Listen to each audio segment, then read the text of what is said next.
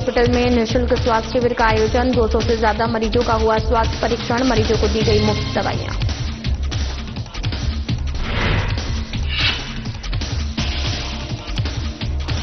नशा मुक्ति केंद्र में युवक की संदिग्ध मौत। पोस्टमार्टम रिपोर्ट में खुलासा, युवक के साथ हुई थी मारपीट। 5 लोगों को किया गिरफ्तार।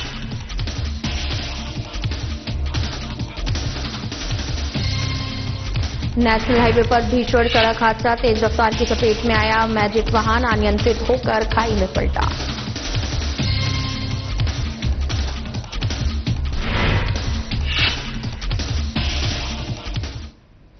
नमस्कार, मैं हूं आपके साथ अंकिता पाल। बुलेटिन की शुरुआत करते हैं। राजधानी भोपाल में 19 से 21 दिसंबर तक 3 दिवसीय आईएएस सर्विस मीट 2025 का आयोजन किया जा रहा है। कार्यक्रम का शुभारंभ मुख्यमंत्री डॉक्टर मोहन यादव के मुख्य आतिथ्य में हुआ। एमपी आईएएस एसोसिएशन के अध्यक्ष मनु श्रीवास्तव ने बताया कि इस साल सर्विस मीट को अधिक भव्य, सहभागिता आधारित और परिवार हितैषी बनाने का उद्देश्य है। आयोजन के सुचारू संचालन के लिए कई समितियां बनाई गई हैं और पदाधिकारियों को जिम्मेदारियां सौंपी गई हैं। कार्यक्रम में कलेक्टर, संभागायुक्त, मुख्य सचिव, प्रमुख सचिव, जिला पंचायत सीईओ, नगर निगम आयुक्त, एसडीएम, अपर कलेक्टर और सहायक कलेक्टर सहित फील्ड में सभी आईएएस अधिकारी अपने परिवार के साथ शामिल हुए।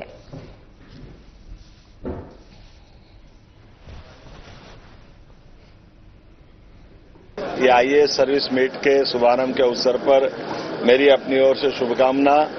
मध्य प्रदेश के आईएएस अफसरों की पूरे देश में काम करने की शैली, सहजता, नूतन नवीन नवाचारों के लिए हमारे अधिकारी जाने जाते हैं और जो एक बार मध्य प्रदेश आ जाता है वो मध्य प्रदेश का हो जाता है। ये हमारे लिए सौभाग्य की बात है और काम के सिलसिले में लगातार अपने अपने क्षेत्रों में अलग अलग रहते रहते हमारे सारे अधिकारी 2-3 दिन एक साथ मिलना जुलना, एक परिवार की तरह काम करना और नई ऊर्जा, नए उत्साह के साथ अगला वर्ष और धूमधाम से अच्छे से काम करेंगे, ऐसी मेरी मान्यता भी है और मेरी शुभकामना भी है।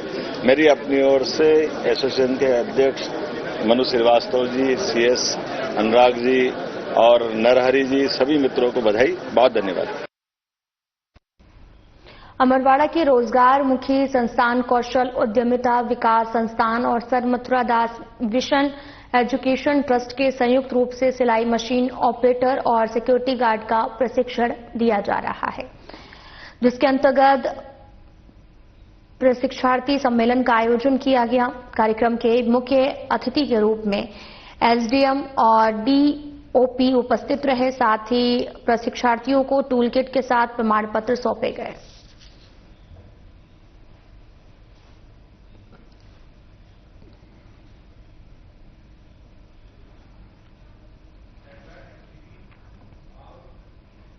सीहोर में ग्राम पंचायत खंडवा में तृप्ति हॉस्पिटल की ओर से निःशुल्क स्वास्थ्य शिविर लगाया गया।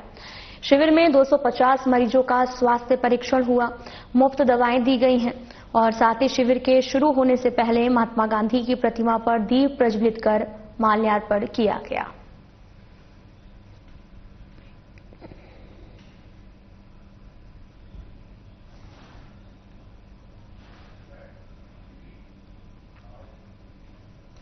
तो वहीं पुलिस ने नशा मुक्ति केंद्र में हुई युवक की संदिग्ध मौत के मामले में 6 लोगों के खिलाफ हत्या का मामला दर्ज किया है। इनमें से 5 लोगों को गिरफ्तार कर लिया गया है, जबकि संचालक अब भी फरार है, जिसकी तलाश की जा रही है। 13 दिसंबर को नशा मुक्ति केंद्र में एक युवक की संदिग्ध मौत हुई थी। पुलिस ने परिजनों की शिकायत पर शव का पोस्टमार्टम कराया। रिपोर्ट मिलने के बाद नशा मुक्ति केंद्र के संचालक सहित 6 लोगों के खिलाफ मामला दर्ज किया गया।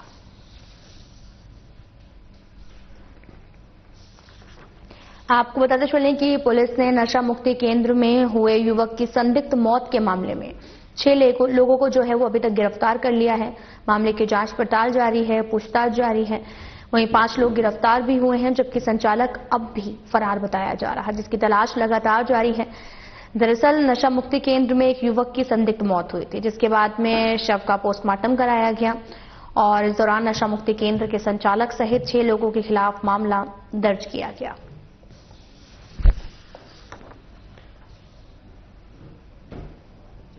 विदित है कि उज्जैन जिले में मंगलनाथ रोड पर एक नवमानस नशा मुक्ति केंद्र है।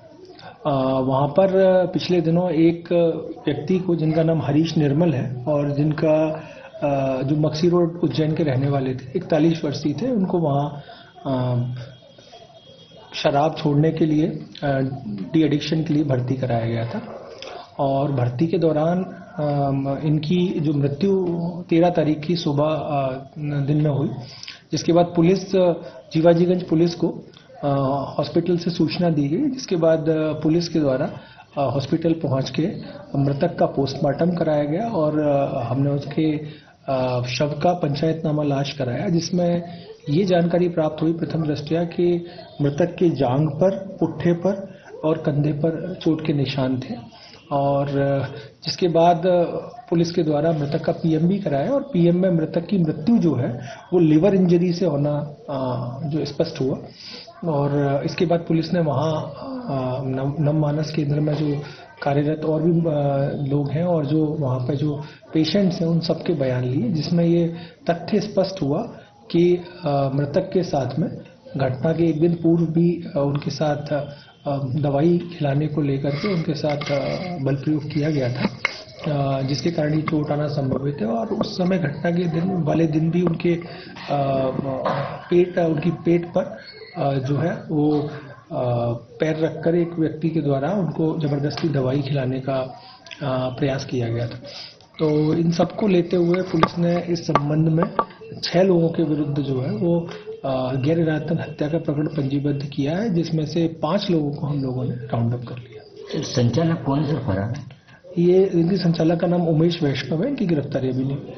सर, इससे पूर्व में भी इस तरह की घटनाएं वहां पर सामने आई हैं, कई बार थाने तक भी ये बात पहुंची, तो क्या इसमें और भी जांच की जाएगी अगर ऐसा अन्य मामलों में भी कहीं ना कहीं ऐसे लोग संलिप्त हैं? बिल्कुल, अगर किसी भी तरह का मामला पुलिस के पास हमारे संज्ञान में आता है तो हम लोग बिल्कुल उसकी जांच करेंगे। और इस संबंध में भी मैंने आपको बताया कि जो पद्धति है, एक्चुअल में डी एडिक्शन सेंटर है और किसी का मोटिव, चूंकि इसमें हत्या का प्रतीत नहीं हो रहा है, बट स्टिल जो प्रोसीजर है वो प्रोसीजर जो है वो जो रूल्स और प्रोसीजर जो होना चाहिए डी एडिक्शन सेंटर उसके खिलाफ है, जिसके चलते हम लोगों ने इसमें संचालक को भी और जो वहाँ गार्ड्स वगैरह थे उन लोगों को भी हम लोगों के द्वारा आरोपी बनाया गया। सीहोर के श्यामपुर से कुरावर की ओर जा रहा कूलर सोफे से भरा मैजिक तेज रफ्तार कार से टकरा गया, जिससे भीषण हादसा हो गया। मैजिक अनियंत्रित होकर खाई में जाकर पलट गया और उसी के पीछे आ रही एक और कार भी अनियंत्रित होकर खाई में पलटी। फिलहाल तीनों वाहन चालक सुरक्षित हैं। उन सभी को इलाज के लिए अस्पताल में भर्ती कराया गया। मौके पर पहुंची पुलिस जांच में जुटी है।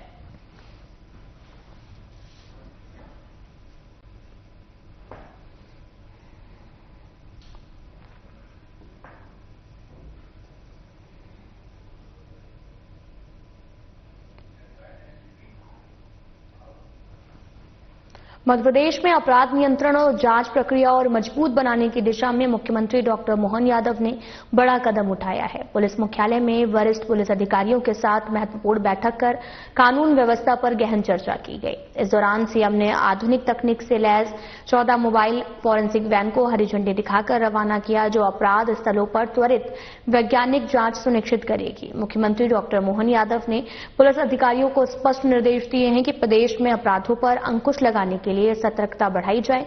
बैठक में साइबर क्राइम, महिलाओं और बच्चों के खिलाफ अपराधों पर विशेष फोकस रहा। सीएम ने यह भी कहा कि पुलिस की जिम्मेदारी है कि जनता को सुरक्षित महसूस कराया जाए। ढील बरतने वाले अधिकारियों के खिलाफ सख्त कार्रवाई की चेतावनी दी गई है। इस पर चर्चा से पुलिस महकमे में नई ऊर्जा का संचार हुआ है।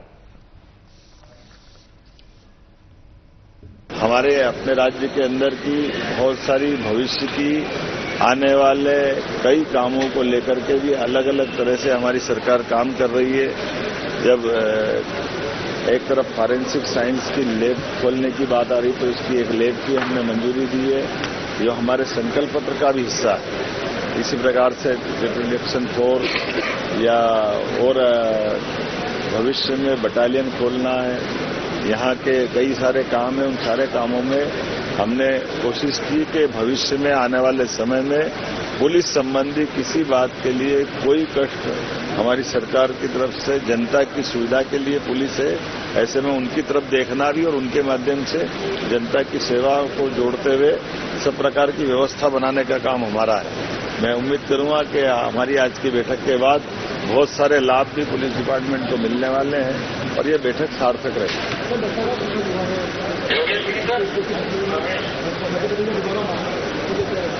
मुझे इस बात का संतोष भी है और गर्व भी है, हमारे पुलिस के जवानों ने अपनी शहादत देते हुए भी, ये बड़ी चुनौती थी माननीय गृह मंत्री जी, माननीय प्रधानमंत्री जी ने दी थी कि ये हम मार्च 26 तक और बाद में जनवरी 26 तक नक्सलवाद से पूरे देश से नक्सलवाद का सफाया करें।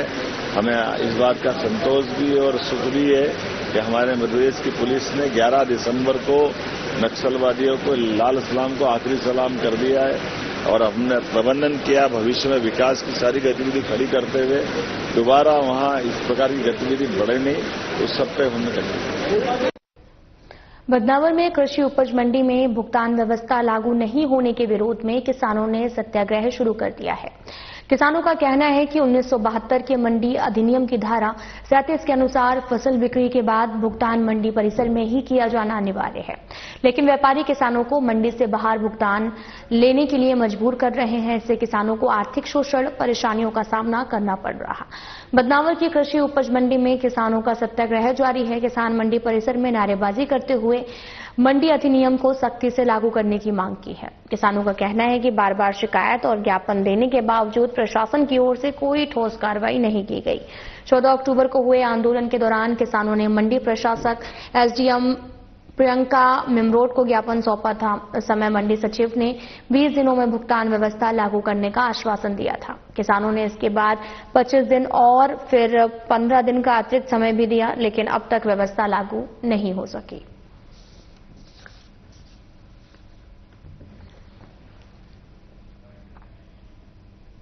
भुगतान प्राप्त हो मंडी अधिनियम के प्रावधान के तहत, क्योंकि उस संबंध में कुछ व्यापारियों द्वारा मंडी प्रांगण में पहले से ही भुगतान किया जा रहा है और कुछ व्यापारियों द्वारा जो मंडी की जो दुकानें हैं उसमें पेमेंट किया जा रहा है। कुछ व्यापारियों का ये है कि वो कुछ दूरी पे पेमेंट जैसे कर रहे हैं, तो उनको भी हम उनसे सारी चर्चाएं हो चुकी है। वो बहुत जल्द मंडी के उस प्रीमाइसेस के अंदर और दुकानों में पेमेंट शुरू कर दिया जाएगा।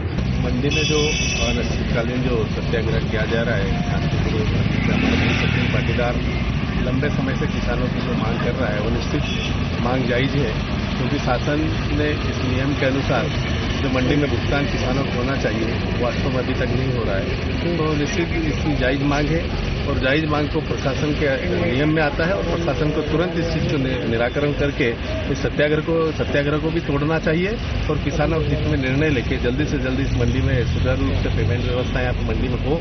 यही मैं प्रशासन से भी कहता हूँ मीडिया के माध्यम से, और आप मीडिया के सभी भाइयों को भी मैं धन्यवाद देता हूँ कि मीडिया के माध्यम से आप ज्यादा से ज्यादा ये बात प्रशासन तक पहुंचे और जल्दी से इस निराकरण हो और इस भाई की और किसानों के हित में जो मांग उठाई है वास्तव जायज मांग है, इसको पूरी करें। साथ ही अगर आज शाम 5 बजे तक निर्णायक फैसला नहीं हुआ और मंडी में भुगतान शुरू नहीं हुआ तो मैं सचिन पाटीदार आज शाम की 5 बजे से अन्न त्याग दूंगा और अगले 24 घंटे तक फलाहार पे रहूंगा। अगले 24 घंटे में अगर समाधान नहीं हुआ तो कल शाम को 5 बजे में फल भी त्याग दूंगा और सिर्फ जल पे रहूंगा और उसके भी 24 घंटे में अगर समाधान नहीं हुआ तो मैं आमरण अनशन करूंगा, यहाँ मर जाऊंगा। लेकिन जब तक मंडी में भुगतान शुरू नहीं होता है मैं यहाँ से हिलने वाला नहीं हूँ। पाटीदार जी द्वारा जो किसानों के हित के लिए कल से मंडी में पेमेंट की व्यवस्था के लिए जो सत्याग्रह किया गया है उसमें हम किसान वर्ग सभी सचिन पाटीदार का भरपूर सहयोग कर रहे हैं और समर्थन कर रहे हैं। हमारी जायज मांग है, हम यहाँ पे मंडी में एक एक व्यक्ति ट्रैक्टर ट्राली लेकर आता है, अपना लाखों का ट्रैक्टर और साधन वाहन हम यहाँ छोड़ के पेमेंट के लिए दर दर भटकते हैं। किसी को रास्ता पता नहीं है, रास्ते में जोखिमें हो रही है। पिछली बार हमारे एक किसान की आत्महत्या हो गई, लूट हो गई। आए दिन हम सुनते हैं कि डिक्की में से पैसे चोरी हो गए, किसी का बैग चुरा ले जाते हैं। ये आए दिन आम व्यक्ति और किसानों के साथ ये लूट होती जा रही है। इसीलिए हम सब मांग करते हैं कि हमारी जो मांग है ये जल्द से जल्द पूरी हो। सीहोर स्थित RA के कृषि कॉलेज में अध्ययनरत छात्रों ने जिला कलेक्टर कार्यालय का घेराव किया। उन्होंने कृषि विश्वविद्यालय ग्वालियर के कुलगुरु पर आरोप लगाते हुए कहा कि वे कृषि विज्ञान केंद्र के कर्मचारियों को महाविद्यालय के शैक्षणिक पदों पर UGC नियमों के खिलाफ अवैध रूप से समायोजन कर रहे हैं और इससे शैक्षणिक स्तर में गिरावट आ रही है। और इसी को लेकर छात्रों ने CM के नाम पर एक ज्ञापन सौंपकर तत्काल इस प्रक्रिया को रोकने की मांग की है। ये हमारे महाविद्यालय के छात्रों को दिक्कत है। इसमें क्या हो रहा है कि विश्वविद्यालय स्तर पर UGC के नियम के विरुद्ध जो PhD होल्डर या साइंटिस्ट KVK में कार्यरत हैं, उन्हें UGC के नियम के विरुद्ध RAK में, जो कि एक शैक्षणिक संस्थान है, कृषि महाविद्यालय जो एक शैक्षणिक संस्थान है, उनमें ज्वाइंट किया जा रहा है, अटैच किया जा रहा है। ये गलत है, जिससे हमारे जो नए छात्र हैं जो भविष्य में MSc, वर्तमान में MSc PhD करने के लिए हैं, जिनका सपना है कि हम भी कृषि वैज्ञानिक रहें महाविद्यालय में, उसमें उनके बहुत हल्के से डायरेक्ट अटैचमेंट की आशंका है हमें, और ये सही भी है, नियम के विरुद्ध है। UGC का जो नियम होता है उसके विरुद्ध हो रहा है। ये हमारे भविष्य की चिंता है सभी छात्रों को। क्या कहना चाहेंगे सरकार से? सरकार से हमारा एक ही निवेदन है कि ये जो कार्रवाई विश्वविद्यालय कर रहा है, इस पे रोक लगाई जाए, ताकि हमारे जितने भी 15 महाविद्यालय हैं मध्य प्रदेश में, उन छात्रों का भविष्य सुनिश्चित हो सके और उनकी चिंताएं दूर हो सके। शहर में शांति और कानून व्यवस्था बनाए रखने के लिए पुलिस द्वारा बदमाशों पर शिकंजा कसा जा रहा है।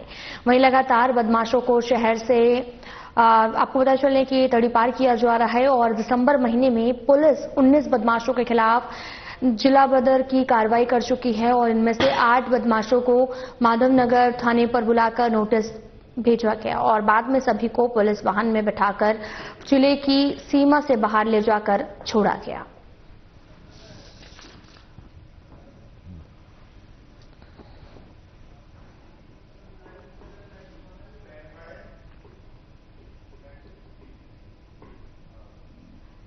सीहोर जिले में रैपिड एक्शन फोर्स की टीम ने बुधनी, शहगंज और बख्तरा क्षेत्रों में फ्लैग मार्च निकाला गया। यह मार्च कानून व्यवस्था बनाए रखने, आमजन में सुरक्षा की भावना को सुदृढ़ करने के उद्देश्य से आयोजित किया गया है।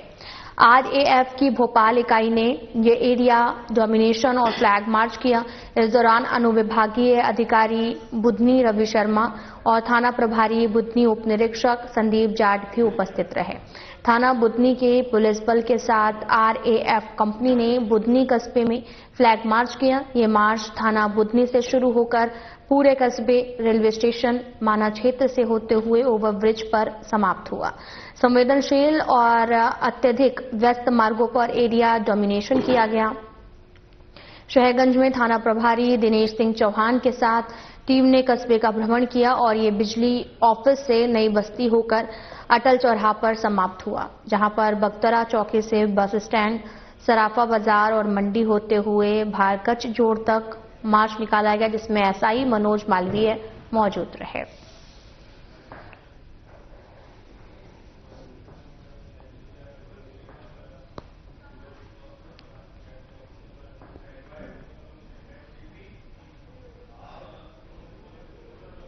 तो वहीं मध्य प्रदेश शासन सहकारिता विभाग, सहकारी केंद्रीय बैंक मर्यादित एवं जिला सहकारी संघ मर्यादित के संयुक्त तत्वाधान में सहकारी तत्वाधान में प्रदर्शनी के दूसरे दिन महिमा शर्मा, मार्केटिंग ऑफिसर, राष्ट्रीय सहकारी विकास निगम और भारत सिंह चौहान, प्रबंधक विपणन संस्था, मुकेश भावसार, शाखा प्रबंधक, सहकारी बैंक शाखा मंडी की ओर से सहकारी प्रदर्शनी का अवलोकन किया गया। सभी संस्थाओं के उत्पाद विक्रेताओं से उत्पादों की गुणवत्ता और संस्था के विकास पर चर्चा हुई है।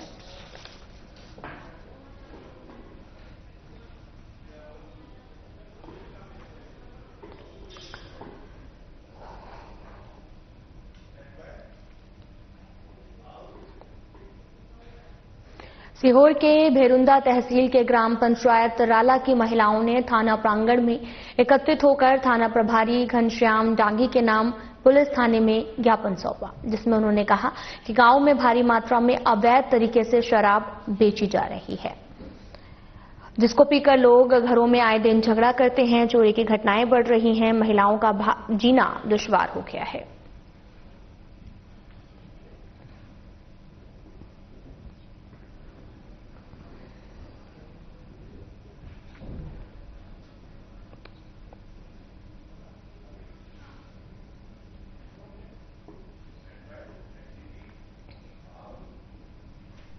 शाजापुर में शासकीय एकीकृत उच्चतर माध्यमिक विद्यालय के व्यावसायिक शिक्षा अंतर्गत ट्रेड, कृषि एवं इलेक्ट्रॉनिक्स, हार्डवेयर के छात्र छात्राओं को ग्राम मटेवा स्थित कलमोदिया कृषि फर्म जैविक एवं प्राकृतिक खेती का औद्योगिक भ्रमण संपन्न करवाया गया। इस महत्वपूर्ण औद्योगिक भ्रमण का नेतृत्व प्राचार्य के द्वारा किया गया।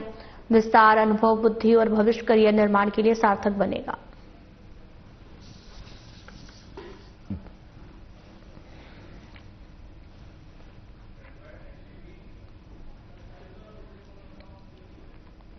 बदनावर 4 लाइन पर मौत का सिलसिला रुक नहीं रहा।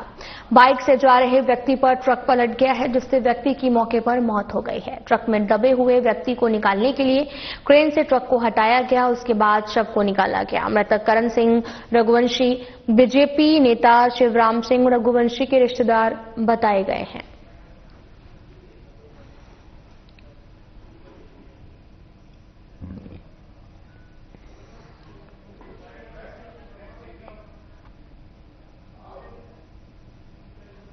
कलेक्टर गौरव बैनल के निर्देशानुसार खनिज निरीक्षक अशोक मिश्रा की ओर से ग्रामीणों की शिकायत पर अवैध परिवहन के जांच में बरहवा, तोला, झिरगुंदा में कोयला के अवैध परिवहन करते हुए पाए जाने पर 8 वाहनों को बिना अभिवहन पास परिवहन करने को लेकर पुलिस मोरवा में खड़ा हुआ है और नियमों के तहत अग्रिम कार्रवाई की जाएगी।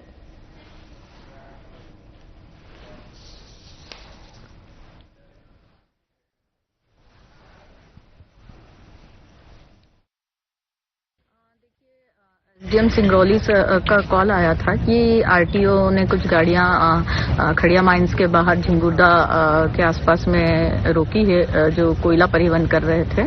तो उस पर हम लोगों ने जाकर देखा कि 8 गाड़ियां जो है वो कोयले से लोड थी और बाकी की जो 7 गाड़ियां थी वो उसमें कोयला नहीं था, खाली गाड़ियां थी। तो जो 8 गाड़ियां थी जिसमें कि हम लोगों ने ईटीपी चेक की, जो ईटीपी नहीं पाई गई, तो उनको जब्त करके मोरवा थाना में खड़ा करवाया गया है और उससे संबंधित दस्तावेज जो हैं वो एनसीएल से मांगे हैं। तो वो जैसे ही दस्तावेज प्रस्तुत करते हैं तो उसको जांच के बाद में आगे की कार्रवाई की जाएगी। सीहोर में ई अटेंडेंस को लेकर अब शिक्षक और जिला शिक्षा विभाग आमने सामने। ऐसे में जिला शिक्षा विभाग की ओर से जिले के 1734 शिक्षक शिक्षिकाओं का दिसंबर महीने का वेतन रोकने के आदेश जारी हुए हैं। वहीं शिक्षकों ने लामबंद होकर हाथों में काली पट्टी बांधकर स्कूलों में पढ़ाना शुरू किया। ई अटेंडेंस को लेकर राज्य सरकार द्वारा जारी प्रदेश स्तरीय रैंकिंग में सीहोर 35वें नंबर पर है। आपको बताते चले कि सीहोर में ई अटेंडेंस को लेकर अब शिक्षक और जिला शिक्षा विभाग आमने सामने आ गया है।